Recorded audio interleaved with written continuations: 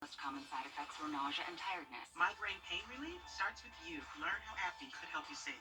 Ask about Ubrelvy, the anytime, anywhere migraine medicine. Your safety comes first with the First Alert Radar Network. First just got faster. From the station that's on your side, this is News 12 at 6 o'clock. It is a sweet sound. Club swinging, golf balls flying at Champions Retreat today. Coming up, some bad news, though, for the defending champ, plus a look at today's highlights. But first, our top story tonight, an Augusta family grieving the loss of their 13-year-old son.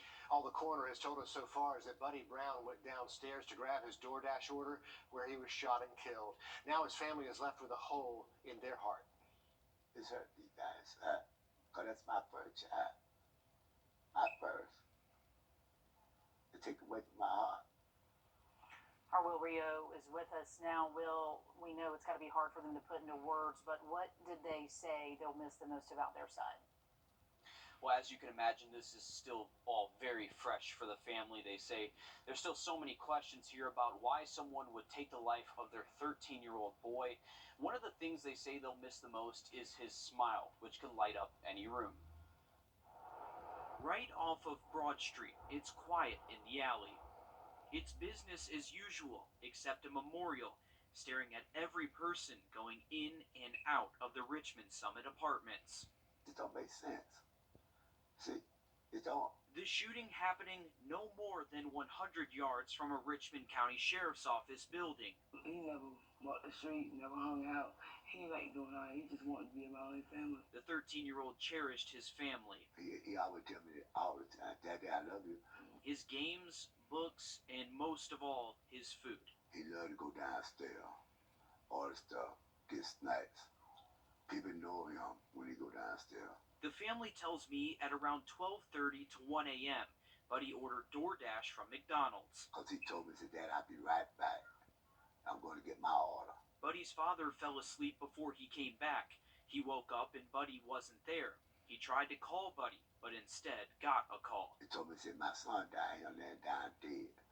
And I threw my phone down and ran down there. When I looked down there, my son was laying on the ground, and I went out. Brown says the apartment doors lock, meaning Buddy had to have met at the door of the lobby to accept the food. They think someone pulled him outside and the doors locked. His parents say his back was turned to the shooter. You might come run and hide and dodge all you want. But that country going to eat you up no matter where you at. No matter where you at. Because every time you look around, you're going to see my son in your face. And you're going to think about it. The family says they're left thinking about the security cameras that could have identified the shooter, only if they say they were working. No, my son going to get his justice. No matter what, he going to get his justice. Yeah, that way he can rest in peace. And I'm going to make sure that happens. And the family says they're in the process of figuring out funeral arrangements. This Friday, they plan to have a vigil and a balloon release in Buddy's memory this Friday at 6 o'clock in front of the Richmond Summit Apartments where he was killed. I think an important part about all of this is that this is just another example of gun violence in our community. And the most important thing here is that a 13-year-old child lost his life. Such a young kid. I mean, had his whole life ahead of him. But, Will, thanks for sharing his story. And a senseless loss. While the sheriff's office is not talking to us about this case, we did get some updated numbers on homicides in Augusta. We've been through that data to see what the trends are locally. And during the first 3 months of the year, 9 people have been killed so far. That is on track to be higher than last year's total of 35 people killed. In the last 5 years, the average number of people killed in Richmond County jumping up by 10 people a year. From 2018 to 2022, on average, 35 people killed a year in Richmond County. From 2014 to 2018, that number was about 25. Each of those numbers representing a life lost to violence. Well, weather today did start, and it's a weekend rain. That full forecast in just about 10 minutes. To golf now, and the best women's amateur golfers in the world back in Columbia County today for the Augusta National Women's Amateur. The biggest headline so far, defending champion Anna Davis clawing her way back up the leaderboard before getting hit with a 4-stroke penalty. Players from the two-state are off to a hot start, though, at Champions Retreat. Georgia Bulldog Jenny Bay and Jensen Castle, who plays golf at Kentucky but is from just up I-20 in Columbia, are both in the top 5. But it is the Women's World Amateur #1, Rose Zhang, alone at the top of the leaderboard. Our Dan Booth live now at Champions Retreat. And Dan, a lot to talk about, maybe some confusion even about that Davis penalty. Just explain to us what went wrong. Richard and Laura, it was a beautiful day for golf, but the course conditions were on the minds of all these golfers for most of the day. Whether it was the consistent breeze that definitely impacted the early tee times, or the consistent rain that we've been getting. Now, that put a lift, clean, and place rule into effect, and that is what had a massive impact on our defending champion, Anna Davis. On her first tee, she went over and drove right into the wind and wound up on the rough, on the right side, just under the rope that borders the course. Davis initially thought that she went on to bogey the hole, but after the round, Davis was given 2 separate two-stroke penalties for failing to replace the ball on its original spot. Here's what the reigning champion had to say after the round. Bird flies were only in the fairway today, and I learned that after the first hole. On my first drive, I was in the rough, did my whole thing, there's one on it. My second shot in the rough, same thing. So that was a 4-shot penalty right there. This penalty means that instead of finishing the first round even, Davis' score drops to 4 under, making it much more difficult to climb to repeat as champion. When it comes to the rest of the field, a couple of Georgia Bulldogs were in the same group. Jenny Bay set the pace for the whole field early on, and she ended up ending the round in 3rd place at 3 under. Belgium's Savannah de Bach, who will be attending the University of Georgia next year, didn't have the greatest day on the course, but she did have this really nice birdie putt right there on 18. Like many of these golfers, Jenny Bay is excited to have another shot to compete and possibly win it all this time around. I had a lot of confidence this round. I would say more instead of intimidation or something like that, I would say more of kind of familiarity. Because I played last year, I felt like I knew what to learn from it, and I practiced the things I needed to. Heading into the second round tomorrow, Rose Zhang has a 1-stroke lead at 6 under, and the tee time starts tomorrow at 8 a.m. Reporting from Champions Retreat, Dan Booth on your side. Okay, exciting stuff, and the world #1 really showing out. She's showing why she's #1. Doing what she does best. Yeah. Unfortunate penalty for last year's champion, it just though. breaks your heart. It really is. You know it wasn't intentional. No, not at all. Well, players aren't the only ones soaking up the experience out there at Champions Retreat. Today we saw one of the biggest crowds we've seen this early in the tournament. Alyssa Lyons out at the course for us today, spending time with the gallery, following those golfers. I'm here to watch the ladies golf tournament. The sound, the look, the finish is back. It's really hard. There's a lot of bunkers out there. The fact that this is in our backyard is really pretty cool. See all these people out here supporting the women. What you may find just out your back door is unlike any other playground. To have young golfers like my daughter that can come out here and see this event year in and year out, I mean, what more could you ask for in your backyard? No single day the same. I wouldn't want to be playing this. I've actually played this course, and it's really hard without the wind. Good drive. While the caddies carry a club bag, patrons carry one of a different kind. I got the Augusta Women's hat, and then, of course, had to have the Purvis. A souvenir for her, a dream for another. It's just so excited to be here watching ladies. Like, I could be one of them one day. In Evans, Alyssa Lyons on your side. And she's absolutely right. We have no doubt she'll be on the course one day. Can't wait in a few years to be reporting about her. She looks the part already. Final day over at Champions Retreat is actually tomorrow. Only the top 30 players with ties will make the cut and get to finish the tournament at Augusta National Saturday. But everyone, regardless of whether they make the cut or not, will get to play a practice round at Augusta National on Friday. A very special day Yes, for a lot of golfers. Exciting stuff. Well, we know all eyes are on the golf course the next 2 weeks, but you don't have to be there to have a good time. A look at what else is happening around town coming up. Well, we did see temperatures cool off today. That will continue into tomorrow morning, but we do have some warmer weather ahead, and then we are tracking, unfortunately, some weekend rain. We'll have that full forecast just after the break. Time and the next week, looks like we're going to have some rain to battle Monday through next Wednesday.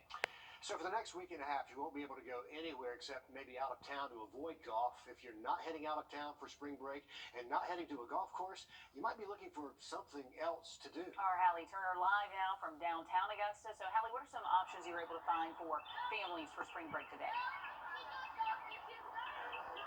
Well, Destination Augusta tells me traffic has already picked up downtown. I'm here at the Riverwalk now. Kids are out here playing, and it's the perfect place to be these next couple of weeks.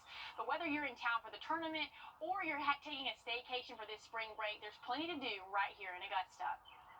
The vibe of the city. I mean, everywhere you go, there's live music, there's screens, and you can watch the tournament. Everyone is preparing for the fun, energy, and business the tournaments will bring in. We even have people that come to Augusta just to be in Augusta during Masters Week, and they may not even have tickets. Whether you're in the heart of downtown Augusta or across the river here in North Augusta, there's plenty to do if you aren't attending the tournament.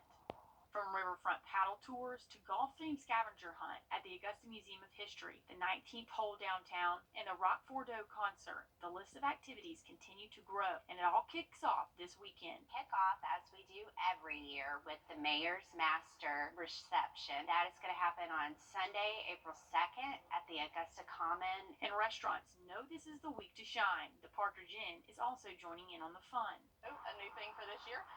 In our ballroom, we'll have a big screen with golf, of course, playing, but we're going to have some little games like cornhole and a putting game. And across the river, the Crown Plaza is launching their updated rooftop and more. A $300,000 plus addition to the rooftop. We've enclosed it with a pergola, heaters and fans. Celebrating a vibe that can be felt even when you're not on the course. Feel the vibe all throughout Augusta. We just celebrated. It's Golf Week in Augusta. And as a reminder, all of these events do kick off this weekend. And for more information on what's going on, if you forget, you can find out on our website at WRDW.com. So much going on all around town. Hallie, thanks for the update there for along the Savannah River. Still to come, turning more students into teachers in Columbia County. We're going to tell you how that works when we come back. News 12, voted best weather coverage by the Georgia Association of Broadcasters.